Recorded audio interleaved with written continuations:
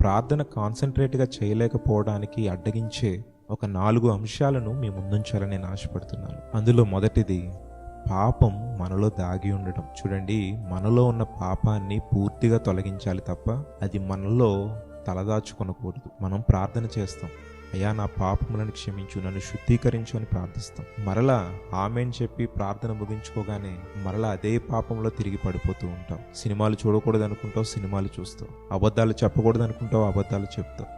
మోహపు చూపుతో చూడకూడదు అనుకుంటావు, అదే చూపుతో చూస్తావు. ఇలా లోకంలో ఉండే ప్రతి పాపమును నీవు చేస్తూ మరలా దేవుని సన్నిధికి వచ్చేయమని అడుగుతావు, అయ్యా నా పాపములను క్షమించు అని. చూడండి, ఎప్పుడైతే మనలో పాపం దాగి ఉంటుందో మనం ప్రార్థనను కాన్సన్ట్రేట్గా చేయలేం. చూడండి, ఉదయం అంతా కూడా నువ్వు లోక సంబంధమైన క్రియలను చూసి ప్రార్థనలు నువ్వు కళ్ళు మూసుకుని ప్రార్థించేటప్పుడు నువ్వు ఉదయం నుండి ఏవైతే చూసావో, ఏవైతే నువ్వు